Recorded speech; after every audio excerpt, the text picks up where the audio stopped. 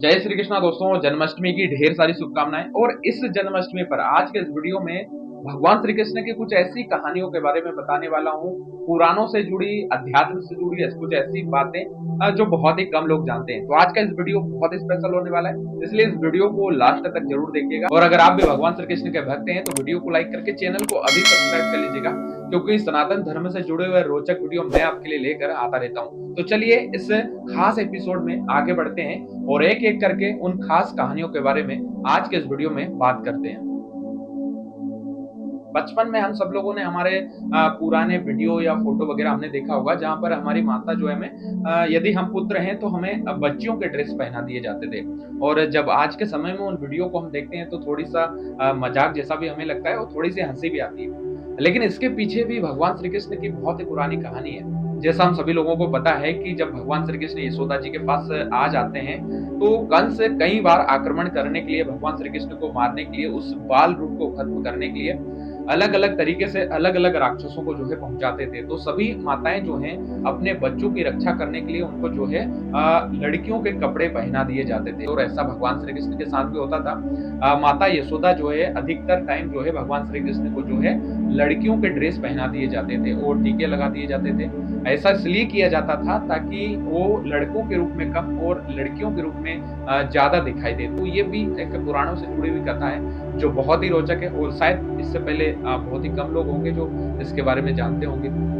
दोस्तों, ये तो हम सभी लोगों ने भगवान श्री कृष्ण के बारे में सुना है कि भगवान श्री कृष्ण को बचपन में जो है माखन चोर कहा जाता है, यानी भगवान श्री कृष्ण का एक नाम माखन चोर भी है। लेकिन ये बहुत कम लोग जानते हैं कि भगवान श्री कृष्ण जब बचपन में माखन चोराते थे तो उसका एक बहुत बड़ा हिस्सा जो है माखन का वो बंदरों के लिए बचा कर रखते थे और बंदरों में बांट दिया करते थे। अब भगवान श्री कृष्ण ऐसा इसलिए करते थे क्योंकि वो जानते थे कि विष्णु अवतार में जब वो भगवान श्री राम अवतार में आए थे तो बानरों ने ही उनकी रक्षा करी थी, उनकी सेना में शामिल हुए थे।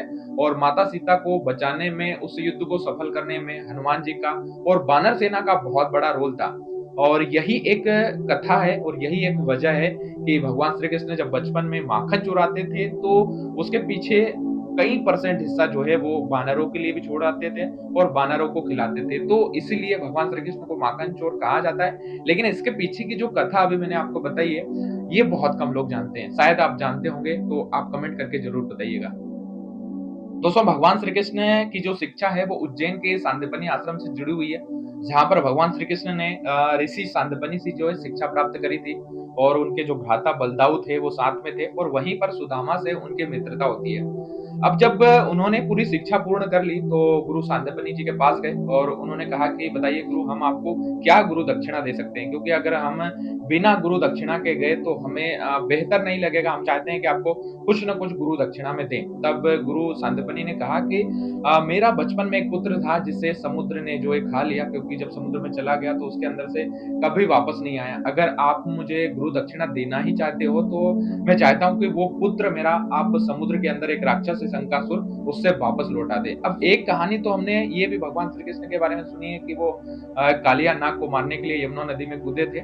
लेकिन ये बहुत कम लोग जानते हैं कि गुरु सांदीपनि के पुत्र को बचाने के लिए भी, शंकासुर को मारने के लिए भी भगवान श्री कृष्ण समुद्र के अंदर जाते हैं। और कहा जाता है कि ये जो शंकासुर नाम का ये जो राक्षस है, ये जितने भी लोगों को, ऋषियों को, जिनको भी ये निगलता था, इनको वो अपनी सेना में शामिल कर लेता था। यानी इनको मारता नहीं था, अपनी एक सेना तैयार कर रहा था। और इसी वजह से भगवान श्री कृष्ण समुद्र के अंदर एक बार और जाते हैं और शंकासुर नाम के राक्षस को मारकर सांदीपनि जी के पुत्र को भी बचाते हैं और जितने ऋषि उसके अंदर थे उन सभी को बचाते हैं। तो ये भी एक कहानी है भगवान श्री कृष्ण की जो शायद बहुत कम लोग जानते हैं। दोस्तों, ये तो हम सभी जानते हैं कि भगवान श्री राम और लक्ष्मण जी जब धरती पर आए थे तो भगवान श्री राम बड़े थे, लक्ष्मण जी छोटे थे। और जब वो अपना कार्य पूर्ण करने के बाद वापस बैकुंठ धाम जाते हैं तो वो जो है विष्णु अवतार में हो जाते हैं। और लक्ष्मण जी जो है, क्योंकि वो शेषनाग के अवतार में आए थे, तो वही शेषनाग के अवतार में चले जाते हैं। लेकिन बैकुंठ धाम में जब जाते हैं तो जो शेषनाग होते हैं वो भगवान विष्णु से शिकायत करते हैं कि भगवान, आपने मुझे छोटे भाई के रूप में रखा, लक्ष्मण के रूप में रखा और आपने मुझे कभी कुछ करने ही नहीं दिया, हर काम में आप आगे रहे। तब भगवान विष्णु ने कहा कि ठीक है, अगली बार जब हम अवतार लेंगे तो आप मेरे बड़े भाई बन जाना। समय बीता और समय का चक्र जब बीता तो द्वापर युग आया। और द्वापर युग में हमने देखा कि भगवान श्री कृष्ण जो थे वो पहुंचते हैं और उनके बड़े भाई के रूप में बलराम जी आते हैं। और बलराम जी कौन थे? वही शेषनाग थे, जो इस बार द्वापर युग में जब अवतार लेते हैं तो बड़े भाई के रूप में रहते हैं। भगवान श्री कृष्ण की एक दादी थी जिनका नाम मारिसा था और उनकी एक सौतेली माँ थी जिनका नाम रोहिणी था। अब रोहिणी जो थी वो नाग जनजाति से आती थी और उन्हीं की संतान थे बलराम जी। और अब जब द्वापर युग में भगवान श्री कृष्ण ने अवतार लिया तो यहाँ पर उनकी वो शिकायत बलराम जी की खत्म हुई और वो बड़े भाई के रूप में आए। और ये भी एक कहानी है जो बहुत कम लोग जानते हैं। दोस्तों आज के समय में भगवान श्री कृष्ण की कई सारी फोटो हम देखते हैं, लेकिन क्या आप जानते हैं कि भगवान श्री कृष्ण को जब पहली बार शब्दों में वर्णन किया गया था और उनकी जब तस्वीर बनाई गई थी, उनकी सुंदरता का जो वर्णन किया गया था वो कैसे और किस प्रकार किया गया था? देखिए भगवान श्री कृष्ण के को जब शब्दों में बयां किया गया था और वो किया था सबसे पहले उत्तरा ने। अब उत्तरा कौन थी? उत्तरा थी अर्जुन के पुत्र अभिमन्यु की पत्नी। इन्होंने भगवान श्री कृष्ण के जो रूप को खुद देखा था और अपने शब्दों में वर्णन किया था और उसका उल्लेख आज भी पुराणों के अंदर दिया हुआ है। लेकिन उन्होंने भगवान श्री कृष्ण के जो रूप था, जो उनका सौंदर्य था, उसको शब्दों में बयां किया था। लेकिन जब उसको लिखित चित्र के रूप में जो वर्णन किया था, वो किया था वज्रनाभि ने। अब ये वज्रनाभि एक नया नाम है, जो आज से पहले आपने कभी नहीं सुना होगा, लेकिन आप शास्त्रों में जाएंगे, देखेंगे तो ये विस्तार से आपको मिल जाएगा। तो अगर आप देखेंगे तो भगवान श्री कृष्ण के जो रूप और स्वरूप का वर्णन किया था वो किया था उत्तरा ने, लेकिन इसके रूप रंग को डिजाइन किया था वो वज्रनाभि ने किया था और उसी को धीरे धीरे डेवलप किया गया और आज हम भगवान श्री कृष्ण के रूप को बेहतर तरीके से देखते हैं, जो बहुत सारी फोटोज आज के समय में हमें अवेलेबल हैं। अब ये भी एक ऐसी बात है रहस्यमय जो बहुत ही कम लोग जानते हैं, शायद आज से पहले आपने कभी सुना नहीं होगा।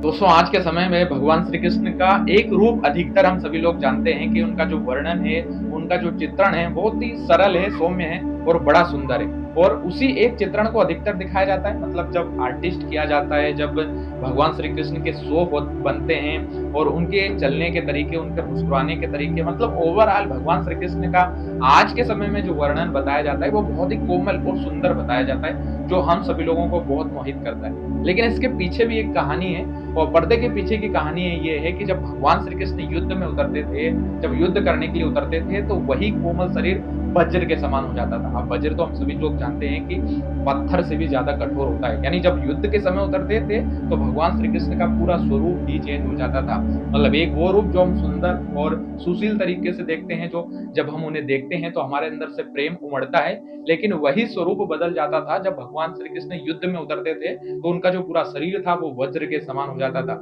शायद इससे पहले आपने इसके बारे में नहीं सुना होगा। दोस्तों अभी कुछ समय पहले एक फ़िल्म आई थी जिसमें बताया गया था कि आपके भगवान तो बहुत कमज़ोर हैं और वो अपनी पत्नी को भी नहीं बचा पाते और रोने लग जाते हैं। अब ये बात कुछ हद तक सही है, लेकिन इसका दूसरा जो पार्ट है, दूसरा जो हिस्सा है, वो बहुत ही कम लोग जानता है। देखिए मैं आपको एक कहानी के माध्यम से जो शास्त्रों में बताई गई है उसके माध्यम से बताता हूँ। एक समय की बात थी कि भगवान श्री कृष्ण बीमार पड़ गए। हाँ, बिल्कुल सही सुन रहे हैं आप। भगवान श्री कृष्ण यानी भगवान बीमार भी पड़ते थे। अब भगवान श्री कृष्ण बीमार पड़े तो वैद्य को बुलाया गया। अब वैद्य को बुलाया गया तो वैद्य ने देखा, जाँचा, परखा और उन्होंने कहा कि इसका सिर्फ एक ही इलाज है कि जो इनसे सबसे ज़्यादा प्रेम करती है, वो पत्नी अगर अपने चरणों की धूल निकाले और भगवान श्री कृष्ण के शीश पर लगाया जाए, तो भगवान श्री कृष्ण जो है ठीक हो सकते हैं। अब सभी पत्नियों के बीच में जब ये बात पहुँची तो सारी पत्नियाँ आपस में चर्चा करने लग गई और कोई भी तैयार नहीं हुई। उन्होंने कहा कि अब हम हमारे पति भगवान श्री कृष्ण को हमारे चरणों की धूल अगर लगाएँगे, तो हमें तो ये पाप लगेगा, हम तो नर्क में चले जाएँगे और हम ऐसा नहीं कर सकते।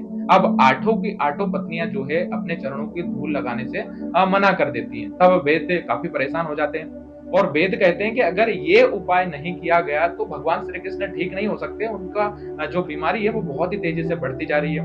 अब काफ़ी परेशान होने के बाद किसी ने कहा कि गोपियाँ हैं, जो भगवान श्री कृष्ण के बचपन की जो गोपियाँ हैं, वो शायद तैयार हो सकती हैं क्योंकि वो भगवान श्री कृष्ण से बहुत ज़्यादा प्रेम करती हैं।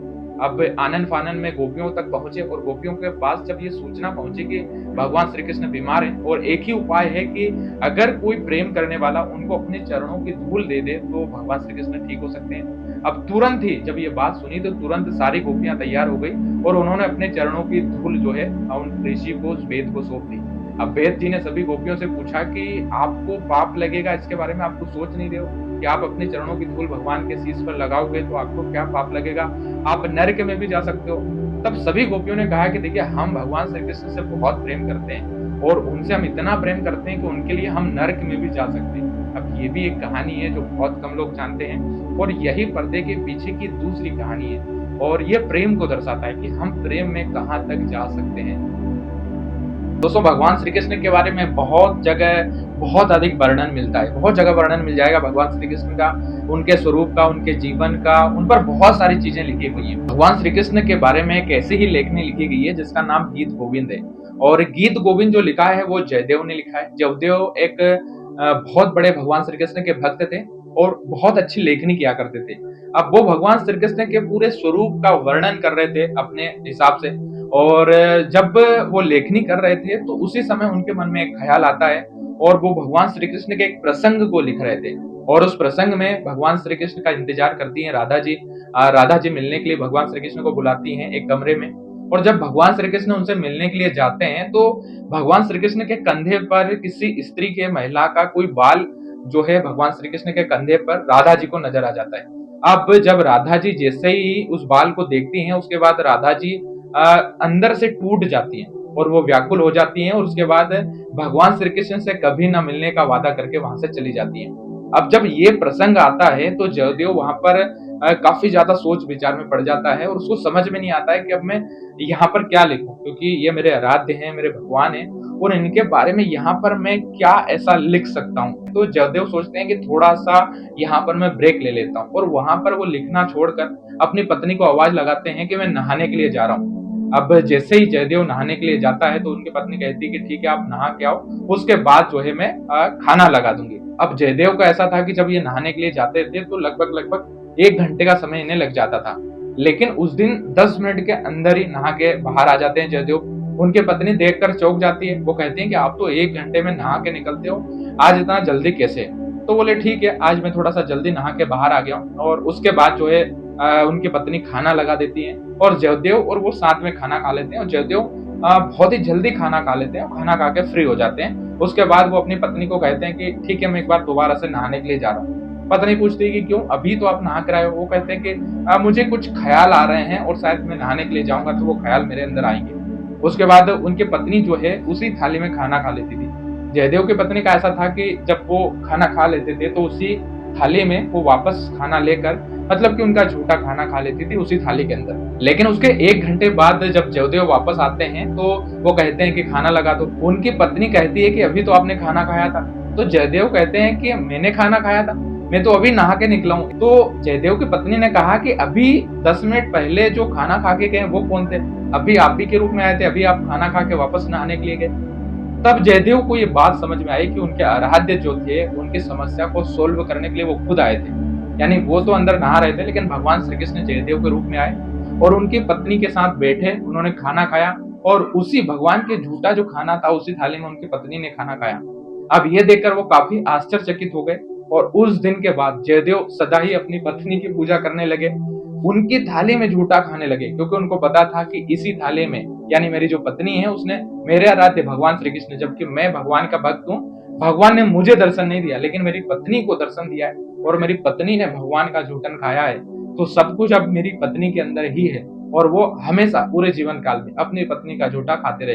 तो कभी कभी ऐसा होता है कि भगवान खुद अपनी भक्त की समस्या को सोल्व करने के लिए आते हैं। तो बस यही कहानी थी और शायद आपको बहुत पसंद आई होगी। अब भगवान श्री कृष्ण का एक नाम रणछोड़ भी है और रणछोड़ इन्हें इसलिए कहा जाता है क्योंकि भगवान श्री कृष्ण ने एक बार रण को छोड़ दिया था। अब कहानी कुछ इस प्रकार से है कि जरासंध जो था वो भगवान श्री कृष्ण की नगरी पर आक्रमण कर देता है। अब जब आक्रमण कर देता है तो भगवान श्री कृष्ण को यह आभास होता है कि युद्ध करने का ये सही समय नहीं है। अब जो जितने भी उनकी सेना में थे, जो यादव थे, बड़े पराक्रमी योद्धा थे, अब उनका ये कहना था कि हम भगवान युद्ध नहीं छोड़ सकते, चाहे हम लड़ते लड़ते इस पराक्रम में हमारी जान चली जाए, हम शहीद हो जाएं, लेकिन हमारे यादवों में कभी पीछे हटने का सिस्टम नहीं है और हम पीछे नहीं हटेंगे चाहे हमारी इस युद्ध में मृत्यु हो जाए। तब भगवान श्री कृष्ण सभी यादवों को कहते हैं कि देखिए युद्ध ही एक विकल्प नहीं होता है, कभी कभी पीछे हटने में भी समझदारी होती है और ये युद्ध करने का सही समय नहीं है और कभी कभी हमें युद्ध में पीछे हटना चाहिए ताकि हम जीवन में प्रोग्रेस करते रहें, क्योंकि अगर हम हमेशा युद्ध ही करते रहेंगे तो फिर हम हमारे जीवन में कभी प्रोग्रेस ही नहीं कर पाएंगे। इसलिए ये सही टाइम है कि हम युद्ध से पीछे हटें और अपनी लाइफ में कुछ प्रोग्रेस करें। तो ये भी एक कहानी थी, जैसा अधिकतर लोग इस कहानी को तो जानते हैं। तो दोस्तों, आज के इस वीडियो में हमने जो भगवान श्री कृष्ण से जुड़ी जो कहानियाँ, जो बातें, जो अनसुनी कहानियाँ आपको बताई हैं, जो शास्त्रों पुराणों में ऑलरेडी लिखी हुई है। उम्मीद करता हूँ ये सारी बातें आपको, ये कहानी, सब कुछ आपको बहुत अच्छा लगा होगा। अगर वीडियो पसंद आया हो तो वीडियो को लाइक करिएगा, और इसी प्रकार के हिंदू माइथोलॉजी से जुड़े हुए वीडियो पाने के लिए आप हमारे चैनल द डायमंड टॉक को सब्सक्राइब जरूर करिएगा। कमेंट में आप अपनी राय हमें जरूर बताइएगा, इनमें से कौन सी कहानी आपको ज्यादा पसंद आई है। मिलते हैं फिर से किसी खास वीडियो में, तब तक के लिए आप सभी लोगों को जय श्री कृष्ण।